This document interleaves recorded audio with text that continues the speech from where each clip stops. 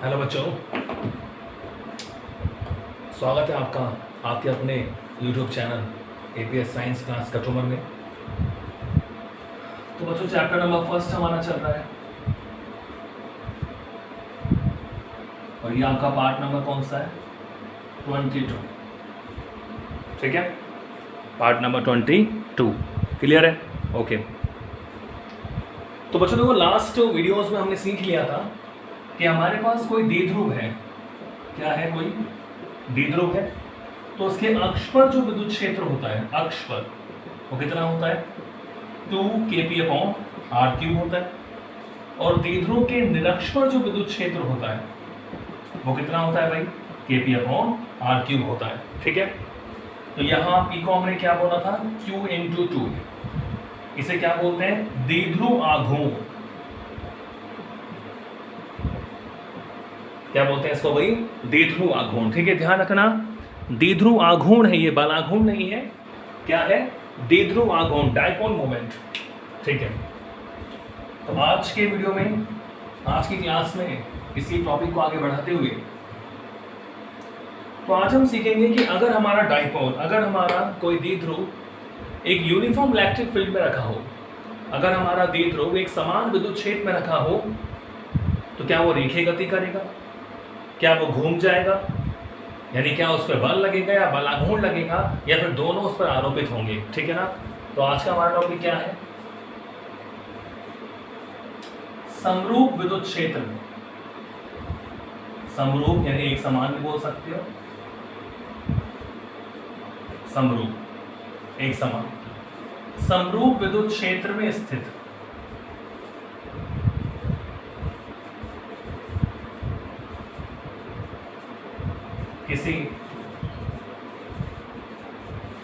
किसी विद्युत द्विध्रुव पर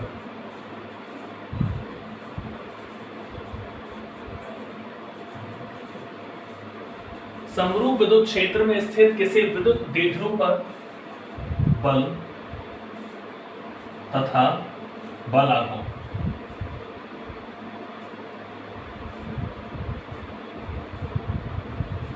ये हमारा आज का टॉपिक है।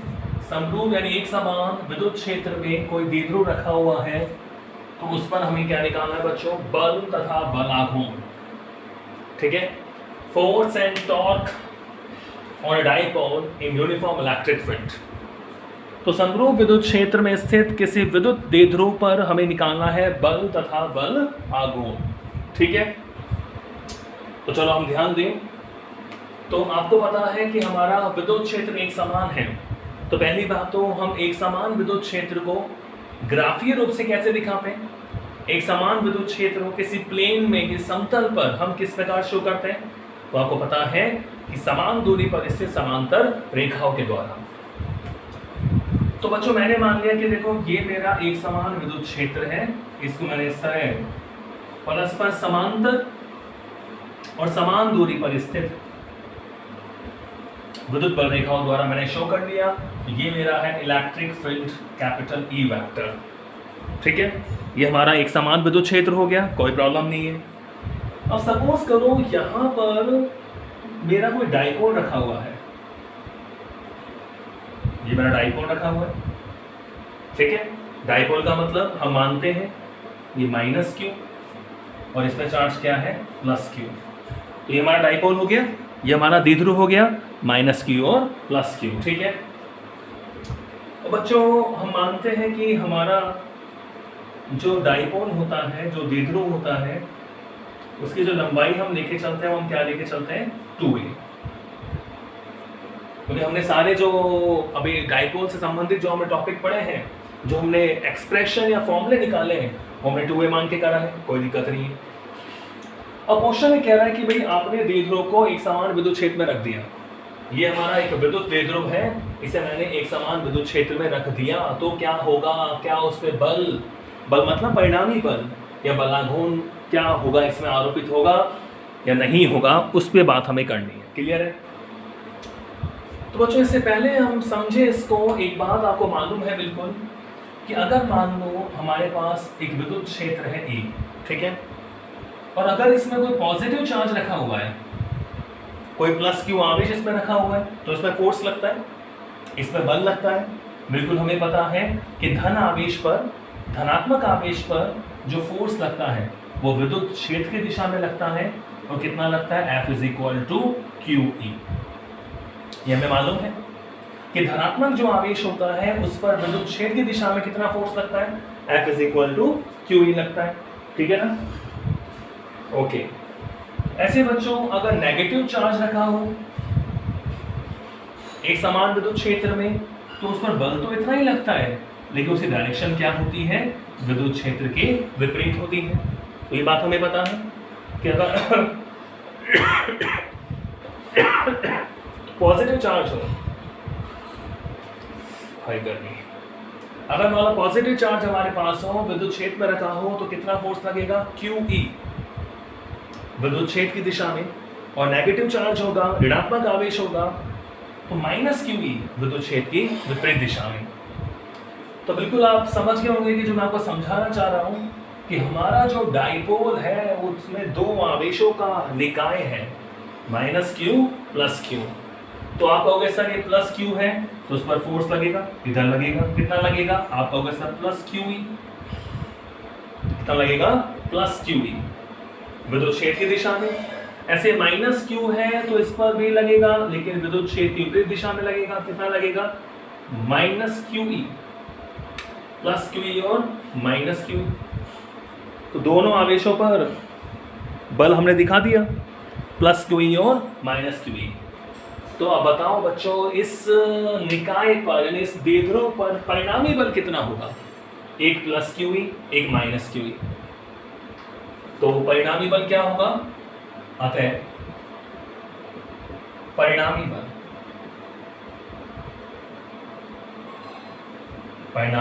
बल सपोज करो इसको मैं F1 मान लूं, F1 वेक्टर, और बच्चों इसको मैं क्या मान लेता हूं, F2 वेक्टर मान लेता हूं। तो परिणामी बल यानी हो गया F = F1 + F2, F = F1 + F2 vector के साथ। तो आप देख रहे हो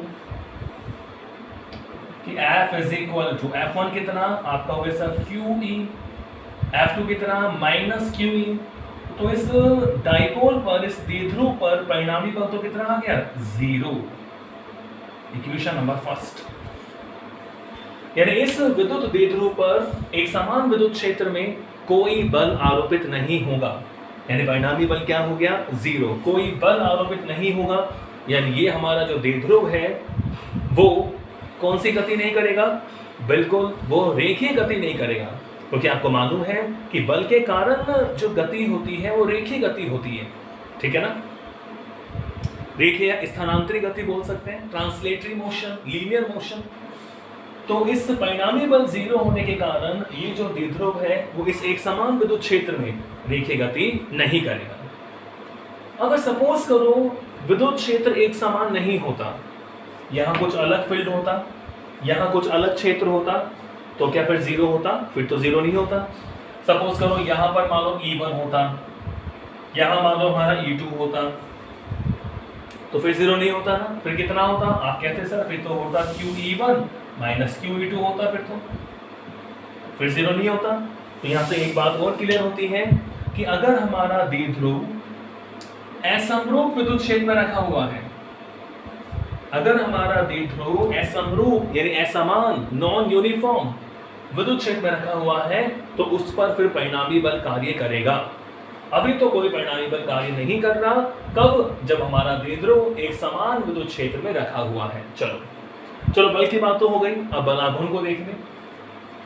अब देखो बच्चों, एक बल तो ये रहा F1 QE और एक बल है F2 -QE। अगर आप इसी क्रिया रेखाओं पे ध्यान दें तो इस बल की देखो F1 की क्रिया रेखा तो ये होगी, जिस रेखा के अनुदिश बल लग रहा है वो उसकी क्रिया रेखा होगी। ऐसे F2 की क्रिया रेखा ये होगी कि नहीं होगी, बिल्कुल होगी। तो आप देख रहे हो कि दोनों बलों का परिमाण तो समान है, लेकिन क्रिया रेखा समान नहीं है। क्रिया रेखा समान कब होगी, जब ये वाली स्थिति होती, समान इधर तो लग रहा है F1 लग रहा है, और इधर कितना लग रहा है, F2 लग रहा है। तो दोनों बलों की, इस वाले की और इस वाले की, दोनों बलों की क्रिया रेखाएं समान है। तो मैं कह रहा हूं कि यहां पर हमारे वाले केस में दोनों बलों की क्रिया रेखा समान नहीं है, एक इधर है F1 और एक इधर है F2। तो जब बलों की क्रिया रेखा समान नहीं होती तो बच्चों दोनों बल मिल जाते हैं और एक जोड़ा बना लेते हैं, इसे बोलते हैं बल युग्म, और फिर निकाय को घुमाने की कोशिश करते हैं। कहने का मतलब ये हुआ, इन दोनों बलों की क्रिया रेखा समान नहीं है, अतः दोनों बल मिलकर एक बल युग्म का निर्माण करेंगे, पेयर ऑफ फोर्स, बल युग्म का निर्माण करेंगे, जिससे ये क्या करेंगे, इसको घुमाने का प्रयास करते हैं और कहां लाते हैं, घुमाकर विद्युत क्षेत्र के समांतर लाने का प्रयास करते हैं।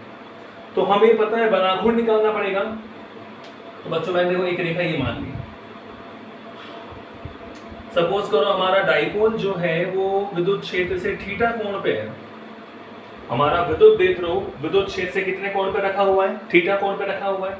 तो बच्चों देखो ये 2a, तो बताओ ये वाली भुजा क्या होगी, अगर इसको मैंने कुछ नाम दे दूं, इसको मान लो ये a दे दिया, इसको मैंने b बोल दिया, इसको मैंने c बोल दिया। तो देखो थीटा, थीटा का सामने वाला क्या हो गया, लंब, और 90 के सामने वाला क्या हो जाएगा, कर्ण, लंब बटा कर्ण क्या हो गया, साइन थीटा। तो बच्चों BC का मतलब क्या होगा, 2a साइन थीटा। BC का मतलब क्या हो जाएगा, 2a साइन थीटा। करके बताऊं इस BC को, बिल्कुल देखो आप समझ रहे हो कि हमारे पास इस तरह की कुछ रचना आई है, A B C, ठीक है।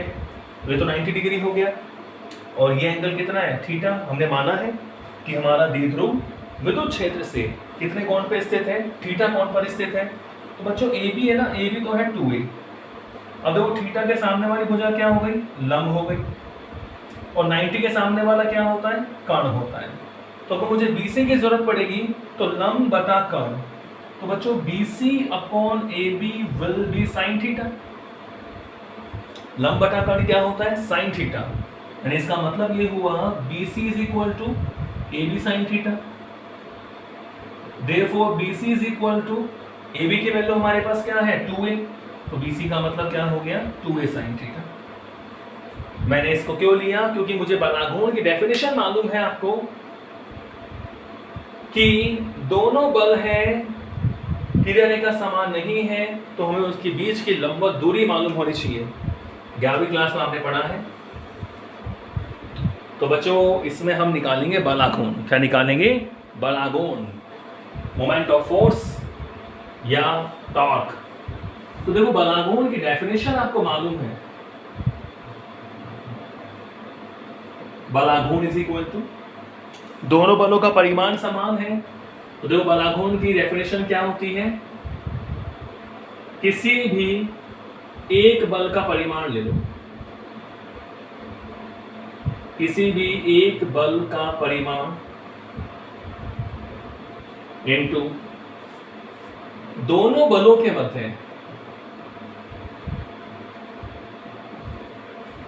किसी भी एक बल का परिमाण इनटू दोनों बलों के मध्य लंबवत दूरी,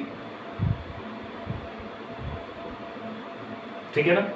दो बल हमारे पास हैं, दोनों का परिमाण समान है, क्रिया रेखा अलग अलग है, तो फॉर्मूला होता है बलाघूर्ण इज इक्वल टू किसी भी एक बल का परिमाण, बल इनटू लंबवत दूरी, दोनों बलों के मध्य। और दोनों बलों के मध्य, इसको अगर मैं और अगर आपको और ढंग से समझाना चाहूं तो क्या लिख सकता हूं, दोनों बलों की क्रिया रेखाओं के मध्य। इसको ऐसे ज्यादा हम समझें, दोनों बलों की क्रिया रेखाओं के मध्य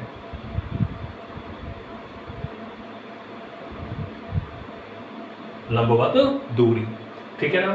तो देखो बलाघूर्ण का मतलब क्या हो गया भाई, टॉर्क से हम शो करते हैं, टाउ टॉर्क बोलते हैं। किसी भी एक बल का परिमाण, यानी आप F1 का परिमाण ले सकते हो या F2 का परिमाण ले सकते हो, इनटू लंबवत दूरी क्या है, दोनों बलों की क्रिया रेखाओं के मध्य BC, ठीक है ना। ये बल की क्रिया रेखा, ये बल की क्रिया रेखा, लंबवत दूरी क्या हो गई, BC। तो अब हम वैल्यूज रखें तो हमारे पास क्या मिलेगा हमें, टाउ इज इक्वल टू, देखो F1 या F2 का परिमाण, परिमाण कितना है, QE, तो परिमाण हो गया QE लंबवत दूरी क्या हो गई 2a sin theta, tau is equal to Q E 2a sin theta, ठीक है ना। तो बच्चों इसको अगर मैं ऐसे लिख लूं तो बताओ कोई बुरा मानने वाली बात होगी क्या कि q into 2a e sin theta लिख सकता हूं। 2a को मैंने q के साथ लिख लिया और q इंटू 2a क्या होता है, बिल्कुल आपको पता है सर, q इंटू 2a क्या होता है p डायपोल मोमेंट, तो p e sin theta, this is dipole moment. Equation number इसको मैं 2 मान लेता हूं। तो बच्चों टाउ इज इक्वल टू क्या मिल गया आपको P E sine theta, magnitude of torque, magnitude of dipole moment, बलाघूर्ण का परिमाण है। तो tau is equal to P E sine theta. देखो ध्यान रखना टाउ तो हमारा बलाघूर्ण है और पी क्या है द्विध्रुव आघूर्ण है। पी को क्या बोलते हैं डायपोल मोमेंट, ये क्या है ये तो हमारा मोमेंट ऑफ फोर्स है बलाघूर्ण, और पी हमारा क्या हो गया डायपोल मोमेंट। तो टाउ बराबर हो गया पी ई साइन थीटा, बलाघूर्ण का मतलब टाउ, तो पी ई साइन थीटा, ठीक है ना। अगर इसको अपन मान लो सदिश रूप में लिखना चाहें, सदिश रूप में, तो ध्यान है आपको ए बी साइन थीटा का मतलब ए क्रॉस बी होता है, तो मैं लिख सकता हूं tau vector is equal to P vector cross E vector, equation number 3। Tau vector is equal to vector P cross vector E, ठीक है, vector P cross vector E, ये किसमें हो गया सदिश रूप में हो गया, ठीक है। Tau vector is equal to vector P cross vector E, तो ये हमारा बलाघूर्ण है, ये क्या है बच्चों द्विध्रुव आघूर्ण। तो टाउ बराबर पी साइन थीटा, तो बताओ देखो टाउ की डायरेक्शन क्या होगी, यानी बलाघूर्ण की जो दिशा होगी वो वेक्टर पी यानी द्विध्रुव आघूर्ण एवं विद्युत क्षेत्र वेक्टर ई के तल के लंबवत होगी।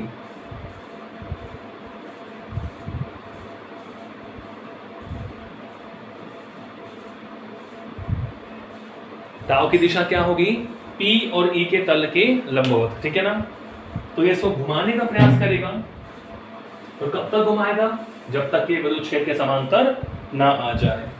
तो टाउ इज इक्वल टू क्या फॉर्मूला हो गया पी ई साइन थीटा, एक फॉर्मूला और आ गया हमारे पास tau is equal to P sine theta. अब देखो मैं इसमें कुछ केस लेके चलता हूं,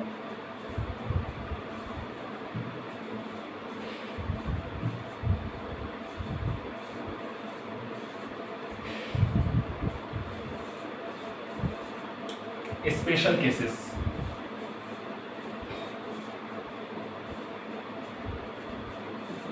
केस फर्स्ट,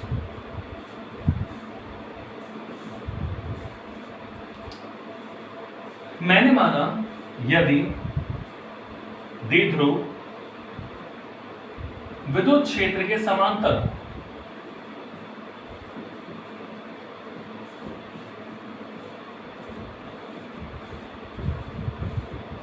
यानी हमारा द्विध्रुव विद्युत क्षेत्र कैसा हो समांतर हो, तो बताना थीटा क्या होगा। अब आप थीटा सोचोगे कि सर समांतर है ये ऐसे रखा होगा कि ये माइनस क्यू हो गया प्लस क्यू हो गया ना समांतर।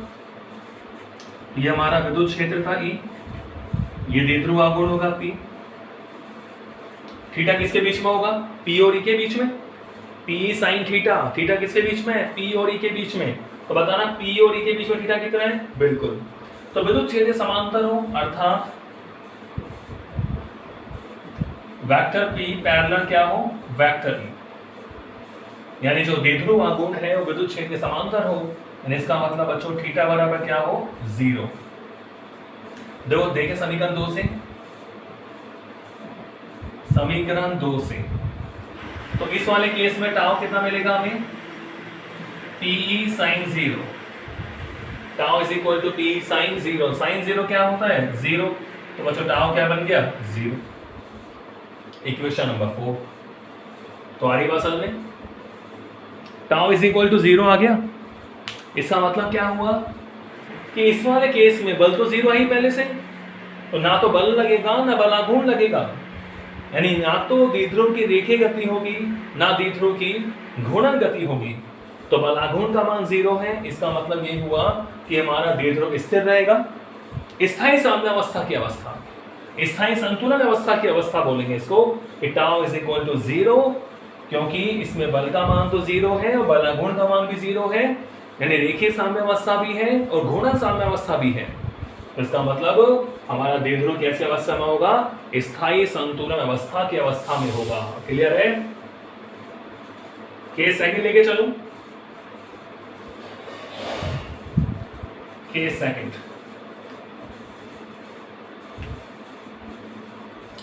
बच्चों अगर मान लो द्विध्रुव विद्युत क्षेत्र के समांतर ना होकर लंबवत हो, कैसा हो? लंबवत हो, यानी ये वाला केस हो, माइनस क्यू प्लस क्यू, ये हमारा हो गया डायपोल मोमेंट और इधर आपका विद्युत क्षेत्र है। तो अगर हमारा द्विध्रुव विद्युत क्षेत्र के लंबवत है, यानी P इज परपेंडिकुलर E, तो थीटा क्या हो जाएगा बच्चों? 90 डिग्री। तो अब क्या होगा? P sine 90 degree. तो बच्चों tau is equal to P sine 90 degree. तो साइन 90 क्या होता है? 1, तो tau is equal to P। अच्छा बताओ, साइन का मान 1 से ज्यादा हो सकता है? नहीं हो सकता, मैक्सिमम मान है। तो टाउ की ये वैल्यू भी क्या होगी बच्चों? मैक्सिमम। Tau maximum. इसका मतलब जब हमारा द्विध्रुव विद्युत क्षेत्र के लंबवत होता है तो उस समय बलाघूर्ण का मान क्या होता है? अधिकतम होता है। तो इस पर अधिकतम बलाघूर्ण लगेगा। सबसे ज्यादा बलाघूर्ण कब लगेगा? जब हमारा द्विध्रुव की जो प्रारंभिक अवस्था है वो कैसी हो? लंबवत हो। ठीक है? और एक लास्ट केस में लेके चलता हूं।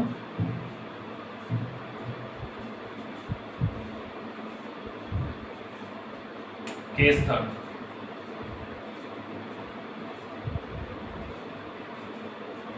तो बच्चों अगर मैं बोलूं कि यदि द्विध्रुव, अगर द्विध्रुव की दिशा से मतलब होता है द्विध्रुव आघूर्ण की दिशा, तो मैं क्या कह रहा हूं? यदि द्विध्रुव विद्युत क्षेत्र की, यदि द्विध्रुव विद्युत क्षेत्र की विपरीत दिशा में स्थित हो,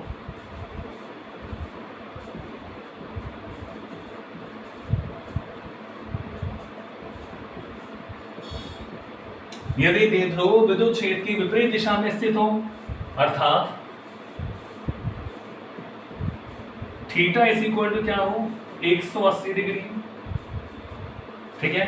यानी अब विद्युत क्षेत्र तो आपका ऐसे है और आपका डायपोल मोमेंट ऐसे है, यानी इधर माइनस क्यू है, इधर क्या है बच्चों? Plus Q. ये हमारा पी होगा। विपरीत दिशा में स्थित हो तो आप देख सकते हैं इस वाले केस में भी tau is equal to P sine 180 degree और साइन 180 का मान भी क्या होता है? 0। यानी इस वाली अवस्था में भी कोई बलाघूर्ण नहीं लगेगा। तो टाउ इज इक्वल टू 0, इसका मतलब कोई बलाघूर्ण नहीं लग रहा है।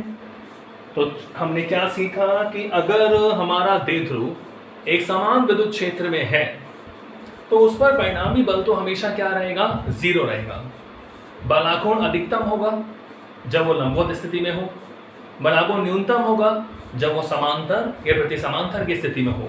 तो बलाघूर्ण टाउ इज इक्वल टू हमारे पास यहाँ क्या फॉर्मूला मिल जाता है? पी ई साइन थीटा या पी क्रॉस ई। ठीक है? तो आज की वीडियो में इतना ही, मिलेंगे नेक्स्ट वीडियो में नए टॉपिक के साथ। Thank you.